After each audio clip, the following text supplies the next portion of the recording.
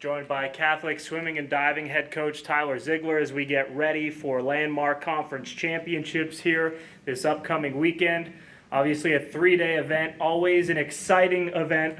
What are the emotions from your perspective and from the team perspective just in the build-up going into that event? Yeah, I mean, it's definitely an exciting time, and a 3-day meet has its ups and downs, certainly, for any team, and I think we're poised to start off strong with a good day one and look to build some momentum and carry it into the rest of the weekend. And I know the teams, both men and women, are really excited and ready for this weekend.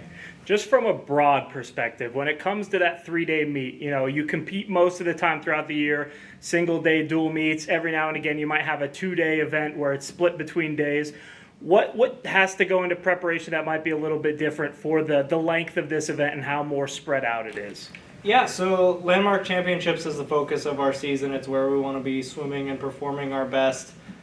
Typically, the best way to prepare for that is with a taper, which in swimming you're going to have a couple different taper groups. For us, we use sprint, middle distance, and distance as our taper groups.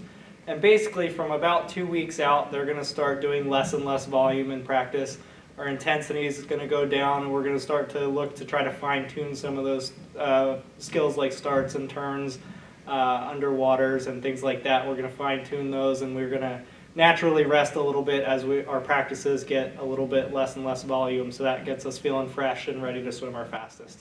And then also kind of staying broad before we look at each individual team, talk to me a little bit about the venue and how, swimming at this place and kind of knowing what you're prepared for is different from your week-to-week meets at different universities, whether they be home or on the road.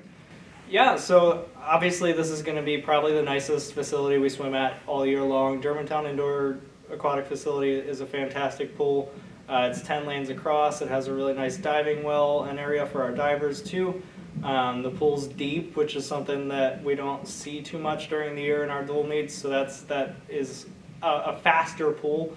So the team's definitely excited to go race in a facility like that where we get kind of the top of the line blocks and facility.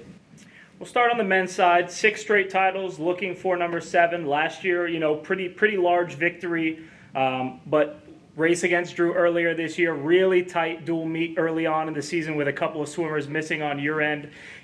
How do you kind of use that as motivation going into this meet and say, hey, listen, this is the only team in the conference that you lost to during the year. This is a team that you've beaten in the past, but how do you kind of overcome those challenges and get them ready to use that as fuel? Yeah, I mean, we had a tight meet with Drew at the beginning of the year. It was really exciting. It was our first one out of the gates.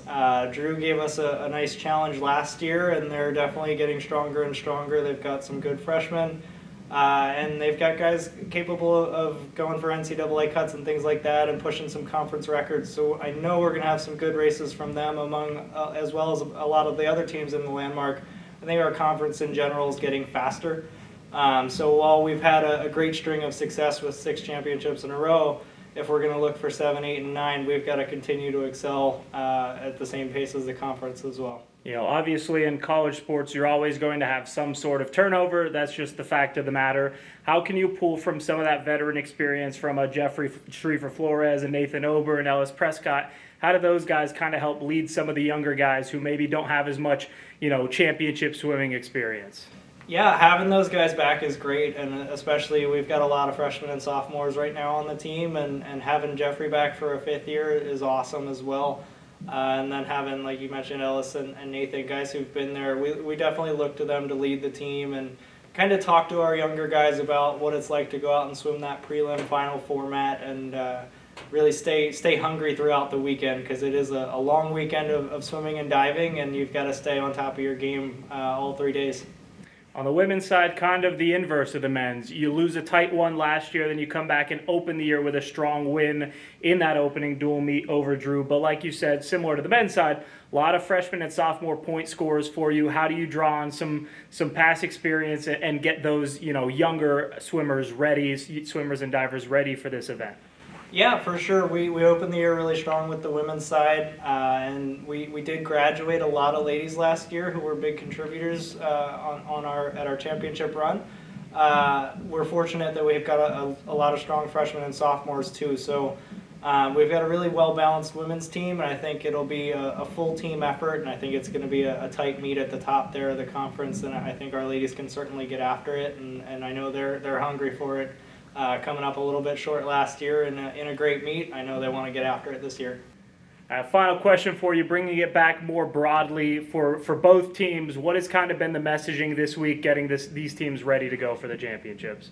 Yeah, just staying together as a team. We win and lose as a team in a championship format. One race isn't going to determine who wins and loses the meet. So I think just as those ups and downs come throughout the weekend, staying together, supporting each other through the tough swims and through the awesome swims, making sure that we support each other and stay together as a team. That'll be how we get it done. Tyler, thanks so much for your time and best of luck this weekend. Yeah, thank you very much.